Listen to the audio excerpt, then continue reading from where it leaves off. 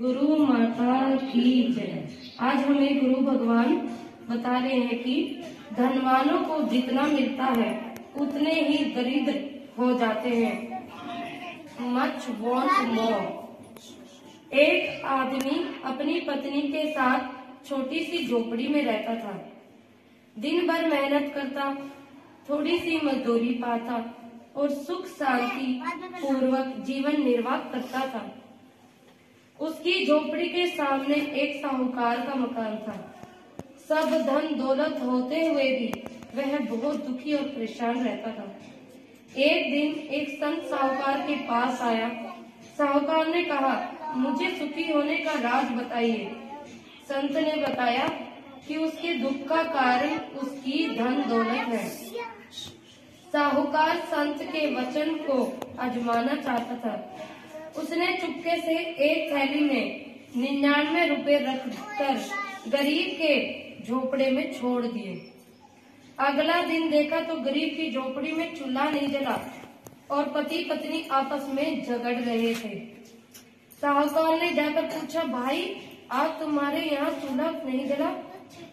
वह बोले, हमें 99 रुपए की एक थैली झोपड़ी में। मेरे पति ने ऐसा बात बोल दी थी कि तू कीर्तन जाती है, 1 नंबर खाती, तेरा भाई का जॉब नहीं हुआ, अब मत जाना, हम कि मैं नहीं छोड़ूंगी। बोले कि नहीं, भगवान से बोलो कि जब हो जाएगा तो जाऊंगी। हम कि भगवान एक बार में घबराना नहीं चाहिए, हिम्मत रखना चाहिए। अब मेरा भाई को जॉब हो जाएगा। जब रिजल्ट हुआ तो बोलते हैं कि अब तुम्हारा कोई नहीं कीर्तन छुड़ाएगा, सत्संग छुड़ाएगा, जाते रहना, जिस तरह जाती है जाते रहना। भगवान इसी तरह हम सबको भी चाहते हैं कि सबको भगवान दया बरसाए, सबको खुश रखे। लेकिन भगवान ये कहते हैं कि जब एक कदम आगे चलोगे तभी अगला कदम आपको मैं चलाऊंगी। जैसे कि